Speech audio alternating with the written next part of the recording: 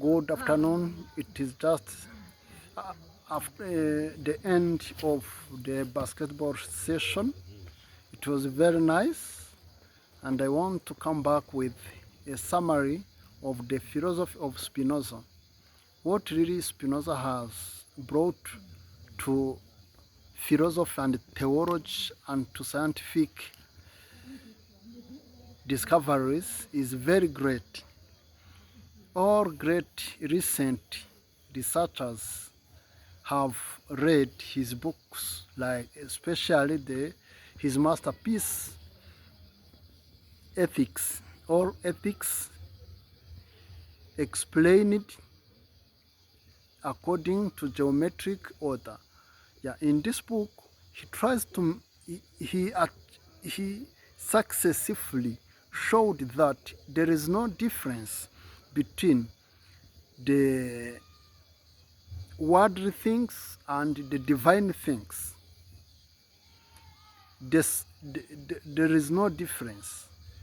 As you know, there is like a tradition saying that those songs are from a secular world and other songs are from the gospel or sacred songs. But Spinoza says there is just one reality. The only reality that is there is God. God is like the substance. God is the only reality and is the substance. So if you make a scientific discovery, if you make a scientific discovery, it is at the same time a theological discovery, because the knowledge of yourself, the knowledge of the world is also the knowledge of God, because God is the only reality. God is the only reality. So someone will ask me, you are saying that God is the only reality, but I see trees, I see mountains, I see people, I see animals. They are real. Yes, they are real because they are finite manifestations or modes of an infinite reality that is God.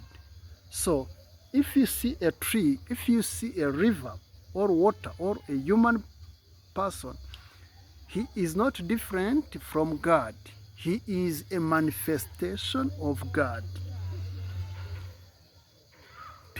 Some people will say that they love God, but Spinoza will say, don't love God as a separate reality, a separate entity.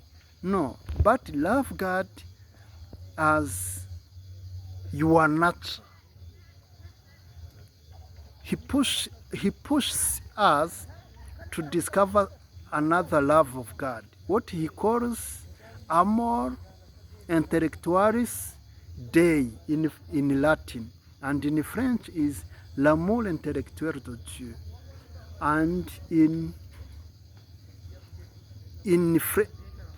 English you can say the intellectual love of God. If you have an intellectual love of God, you discover the reality as it is. The reality is no longer, God is no longer an entity that is different from you. It is no longer an entity that is different from you. It is just your being, your nature. The nature of man and the nature of God is the same. Don't bow, don't kneel down somewhere saying that you are arriving at a holy place, saying that God is near you, that God will listen to you. No. There is no God that will listen to you. If you pray, you say thinking that, if you pray thinking that God will save you, God will listen to you, it is not true. You can now, as you have the true knowledge of God, you can know that God is not an entity that is different from you, that will listen from you. God is the reality of the nature, or it is the nature itself. So the new player that you will have, it is just like an alignment with the laws of nature, to understanding and alignment, to be aligned. In French, être aligné avec les lois de la nature. C'est ça la prière. It is not to ask the favor from God. Thank you. I hope you will continue to share with others this timeless opportunity, these timeless moments, because we learn philosophy, we learn how to come back to ourselves after a long